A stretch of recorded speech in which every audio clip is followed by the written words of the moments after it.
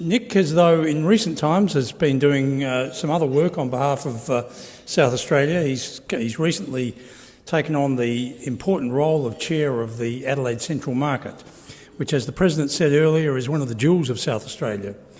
And when I asked Nick to speak to the club, I wasn't involved in any way, but now, of course, in my role with Adelaide City Council, which owns the Central Market, I have a deep interest in my relationships with Nick and the way in which Nick is performing. So I'm going to be sitting on the edge of my seat, listening to you, listening to Nick.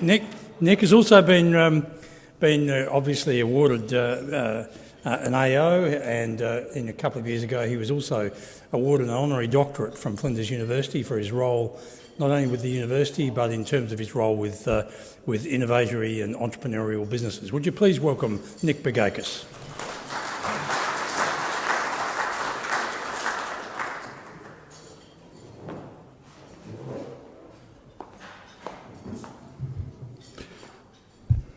Good afternoon, ladies and gentlemen, and thank you for inviting me to come here and speak to you. I'll start by reading this to you. I see a market of prosperous and diverse traders, an exciting market that represents who we are as South Australians, a market that offers unique culinary and sensory experiences unavailable together elsewhere, where people can do their regular shopping, yet taste and buy the best that South Australia has to offer. A market that's one of the best produce markets in the world. Now you might say, best markets in the world? Well, we've had the best Grand Prix in the world, we've had the best festival in the world, and I listened to Barry Humphries on Friday who told us we had the best cabaret festival in the world. We're currently, I think, in the top 10 in the world. So not much further to go. I thought that I would talk today about our strategic plan, and I hope this won't bore you to death. But primarily, it's focused on the Central Market as a business rather than as a marketing exercise. And so we've looked at a three-legged stool in this case. The first leg of the stool is how does our customer get there? The second one is, so what's our sustainable competitive advantage? And the third is, so if we're on the inside looking in that we have been for a long time, what happens when we're on the outside looking in? So excuse me, I pressed the duck here, I ducked myself. I was worried that this was a solid implement and what they might do to the speaker if they ran over. However, so we look at how you might drive into the Central Market. And anyone that's been there on a Friday night knows that the traffic extends in, if you're in Gouger Street, it'll extend past Morphett and across King William. A few years ago when the Adelaide City Council, this was of course before Stephen arrived, when Grove Street was redeveloped, the right-hand turn coming from the west disappeared. And so what did that do to that that part of Adelaide? Disenfranchised them. So the only way that you could get in Grove Street is if you're coming from the east, not from the west. So, and there was another impediment as well, and these are the little things that make all the difference. So, imagine you're trying to get into the Central Market, there's no right turn, then there's a year's worth of mucking around in Victoria Square, and so if you're a customer, then you go around in circles a couple of times, and then you say, oh, damn this, I'll go somewhere else, so they change their behaviours. So we've been working with the Adelaide City Council, and my expectation is that within 20 days now, that there'll be some options on how to redevelop that intersection. That's where Her Majesty's Theatre is, so that you can actually turn right in and turn right out. It's a bit like the intersection that exists with the old DJ's car park is on North Terrace. and if it can work on North Terrace with the volumes there, it can work in Grote Street. So once that's done, I can then mount a education campaign to say to the customers we used to have, please forgive us, now you can get in, and by the way, come back and rediscover the market. The easiest customer to get back is the one that has a positive experience of being there, and then we can say to them, oh, and by the way, now you can experience tastes of Algeria or Latvia, the Balkans, Spain, and whatever. So we're on the way to fixing that as an issue. The second one is about our sustainable competitive advantage. Now, with supermarkets trying to be like central markets, and I think it's Westfield Marion have decided that they're going to actually build a market. They're going to spend a few $100 million building a market. There has to be some compelling reason why you'd want to make the central market your destination. So for the last 9 months or so, we've been developing our regional strategy. The regional strategy has come about from a Kangaroo Island stall that's in the market. Now, those of you that have been there, you may have seen a Kangaroo Island stall. It actually starts from a cheese producer on the island called Island Pure. But they can't run a business in the market or anywhere else for that matter if all they have is 6 different types of sheep's milk's cheese to sell. So they with a great deal of trust, are now representing 35 of the traders, of the producers on the island, fully a third of which have never been off the island before. So suddenly they have a big stall now, and you can buy everything from honey to gin. And if you haven't tried their gin there, it's available for tasting. It's pretty good. What they've developed is a distribution system and a payment system.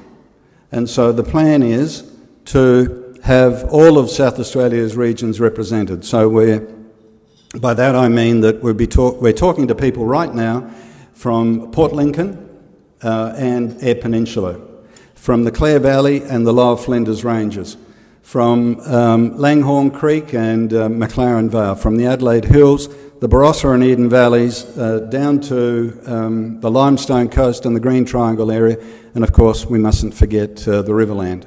So we'll have a stall that represents produce from those areas, and then we'll be able to say that come and do your regular shopping and taste and buy the best that South Australia has to offer. That can't be done anywhere else. It won't be able to be done anywhere else. That's our sustainable competitive advantage. And when we've tried it in focus groups on the people who make the decision as to where to go where to do their shopping, and then make the decision on what to shop as well, and it's not us boys, it's met with overwhelming positive reaction. So that's the second leg of the stool. So, and by the way, I'll make myself available for questions because I could talk for a couple of days about the market. If you haven't gathered, I'm quite passionate about the whole thing. I've been going there since I was 5. Now, the third leg of the stool is that what's happened in the past is that everyone's been on the inside looking in. And so you start doing that, and this is a salutary lesson actually for all businesses. So if you're on the inside looking in, then you think by painting murals on the walls that'll solve the problem.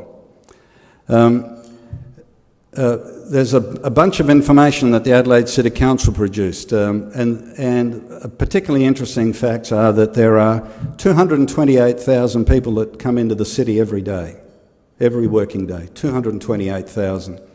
We know what they do when they get here. We know whether they're self-propelled, and there is a category called self-propelled, whether they come in by car or whether they come in by public transport in the various sorts.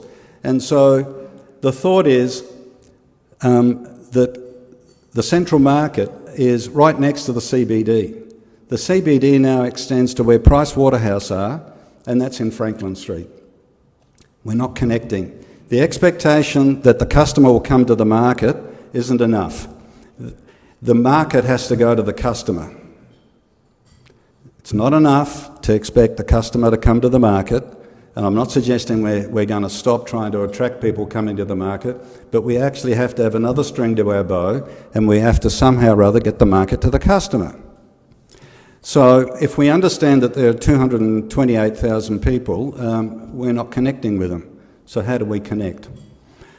The role of the Adelaide Central Market Authority, which is a statutory authority, we have our own Act of Parliament, and I have a list of thou shalts like this and a thou shalt nots, probably even longer than that.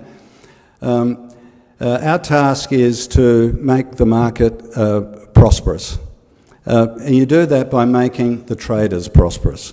So in effect, the Adelaide Central Market Authority is there to make the traders more prosperous. So everything that we do is looked at through the lens of not an economic return to council, not about maximising the rents, but it's about making the traders as prosperous as they possibly can be. You get that right, everything else flows. And when you care and you show that you care and you're able to communicate that to the traders, then you get everyone pointing in the right direction. So how do I get more product sold from my traders without increasing their costs? That's the sort of question that we ask. So I declared the Adelaide Central Market a food business incubator. Now, no, this isn't about chickens. A business incubator is one where we ask people to come along, and in this case, what we say to people, to entrepreneurs, come and set up a business in the market, addressing the needs of the 228,000 people that come into the city every day, and they need replenishment every day of some form or another. You buy your raw materials from the traders in the market, and we'll license the use of our brand. What have I got? I have a brand. I've got the Adelaide Central Market brand. That carries a huge amount of credibility. So we've got a virtual incubator now. We have six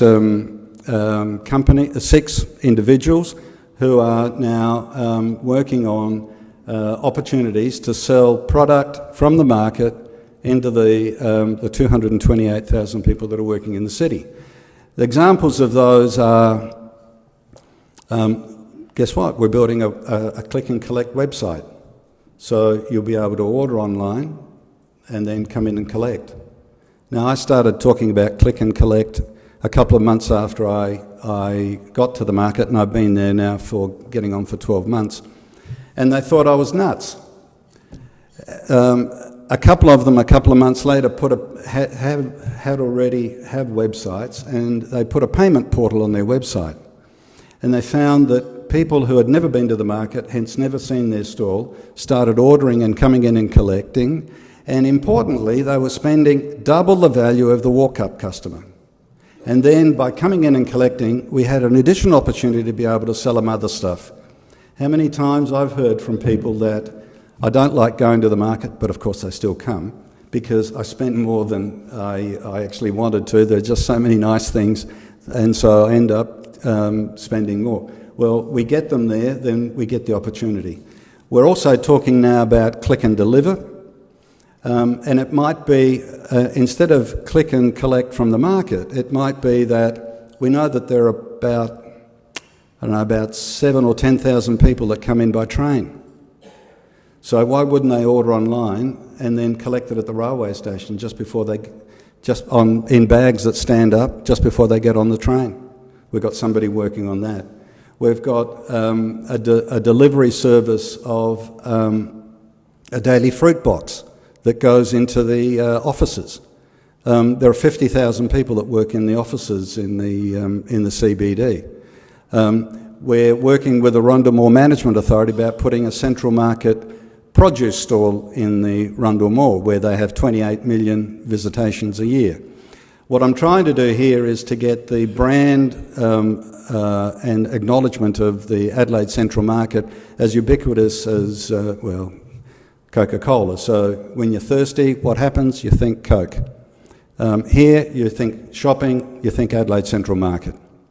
So we're now got a bunch of people that are taking the Central Market to the produce to the Central Market into the CBD.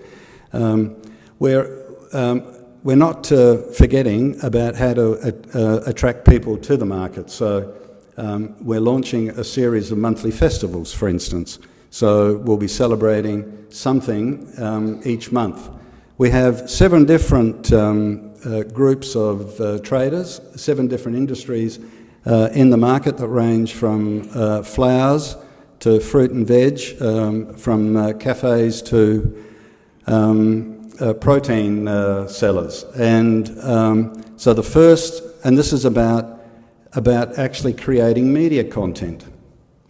So apart from having a brand, we're also about creating media. We're a source of media.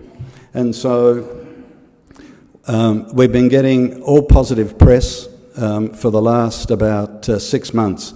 The press seem to have forgotten and that's rightly so, about the instability that there was at the top for a while. But that's all evaporated with all the good news. So we're starting off with mandarins, because mandarins come in season in July. And then we're having a truffle festival. You say, oh, well, we don't grow any truffles. Yeah, but the truffles attract the chefs, and the chefs attract the media, and hence being a supplier of media content. Then we'll be doing potatoes, and if you think that's a dry subject, there are about 40 different types of potatoes. So at Christmas time we'll be doing hams, and it won't be just about the Christmas ham, it'll be about the mince pies that go with it, and then the seafood that goes with it, and so on and so forth. So you can imagine that around Valentine's Day it won't just be about the flowers, but it'll be about chocolates and then about other sweets. And you follow my trail, this is about, we're going to create our own series of festivals rather than expecting that others might do that. Now, how am I going, Stephen? Should I blow my own duck? No, not quite. Okay. And the last thing has to do with a comment I made a few weeks ago about when I was asked why isn't the market open on a Sunday, and I said it won't be open, but because last time we opened it about 8 years ago, all the people that said it should be open, nobody came. Nobody came. So I said it's not about opening the market, it's about closing Gurja Street. Well, that set the cat amongst the pigeons, because I had the advertiser at Channel 7 and in Daily behind me at an open council meeting when I said that. And it's interesting that Channel 7 spent a couple of hours at the market and around the place trying to film somebody who had anything negative to say. They couldn't find anybody. So that's about really the comment about opening the market. Opening the market is people are, on a Sunday, a family day, are looking for somewhere to go. And so if there's anything, that closing Gurja Street should be an entertainment strip where it's not so much about selling fruit and veg, but it's a place where communities can come and celebrate their special events, charities can do whatever they want to do, car clubs, people can have their Scottish dancing troupes and all of that sort of stuff. Now, I don't have a remit to do that. This is just the chairman having a flight of fancy. My board are allowing me to do that, and the council allowing me to do that, so I don't know where that'll end. So thank you very much. It's been a pleasure talking to you, and I open myself for questions.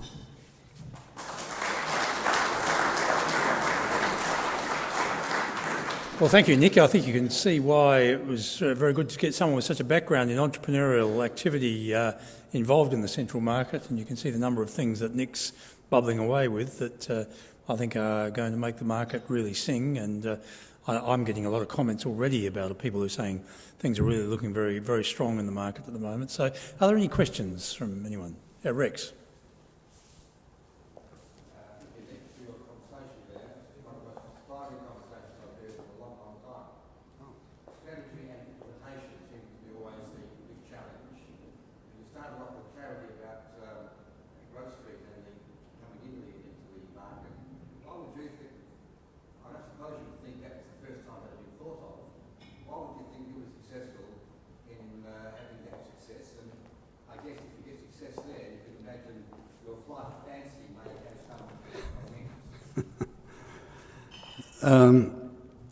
There's nothing like recovering from a near-death experience to have you refocus on the things that need to be done. So having lost 2 chief executives and an entire board falling on their sword made people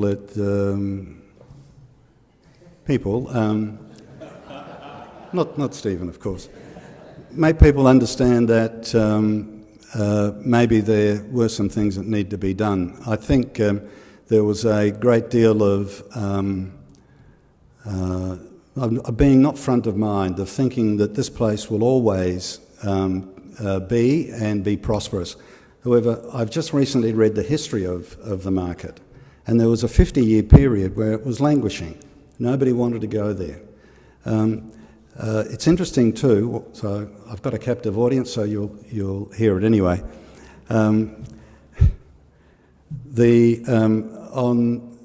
On the 21st of January 1869, at 3:30 a.m., a bunch of farmers who hadn't sold everything at the East End wholesale market decided that they didn't like the fact that the wholesalers had a grip on the distribution network, that they would go direct to the public. And so at 3:30 in the morning, they went from East End wholesale market into Victoria Square, which at that stage was probably only a paddock. And they were greeted with 500 members of the public who bought them out by 6 a.m. It's interesting that even back then, the issues of distribution, going direct, and the like are just the same as they are today. And by the way, we'll be somehow or other celebrating the 21st of January as our birthday from now on. Oh, did I answer the question? Well, let me try again without any anecdotes.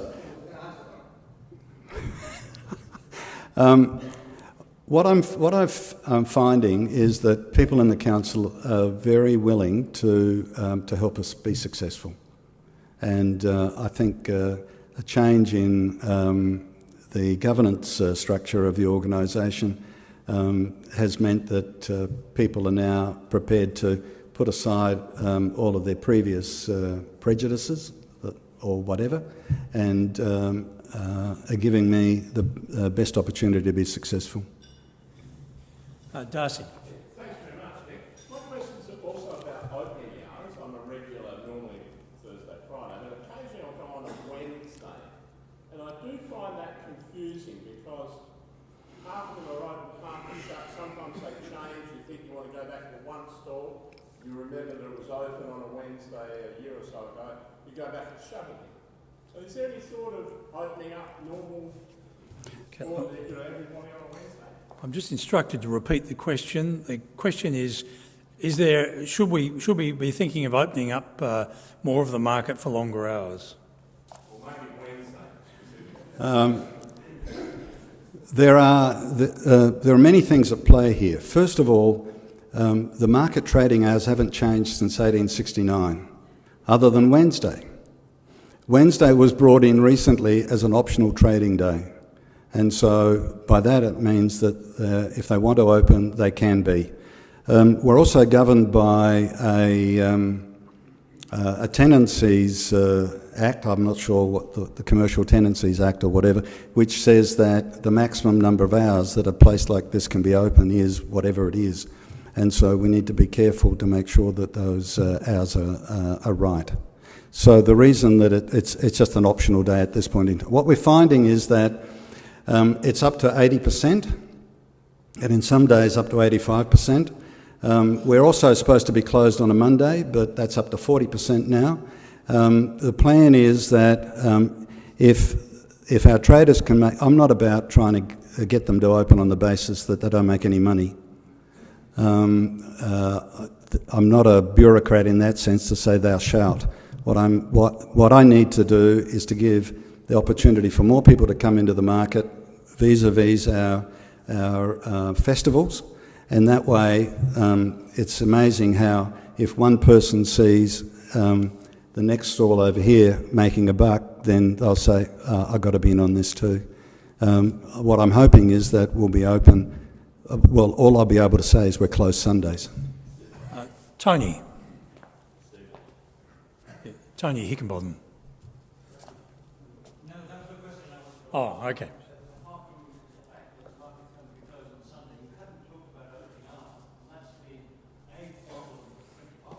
Okay, well, we've answered that, so Peter. Well, just a moment. There is one thing to add, and I'm only responsible for the bit in the middle. There's a thing called the Central Market Arcade, which is privately managed. There's a thing next to us to the west called the Plaza, which is privately owned and managed. And then there's Chinatown. And when anybody says the market, they immediately assume that I'm responsible for all four. I'm not. I'm only responsible for the bit in the middle. And as I say, if what people are wanting is something to do on a Sunday, then we'll give it to them, but it's not about opening the market. What I'm able to ascertain is maybe 20% of my traders want to be open in some form or another. So why don't we give them a stall in a closed Gurja Street to be able to sell category killers? So maybe the fruit guy only sells bananas and gets a special deal on bananas and sells them. Okay. Just a quick one. You're delighted about the comment at the shop front of the mall. Great idea. Has the tram had an impact on connecting the city to the market? I can't answer that. I don't know. I think that most of the people that come from the city actually like to walk and to the market. They come and they tend to have a bite to eat, and they might buy something and take back to the office and then take home. I don't know about that. Okay, yes, one last question.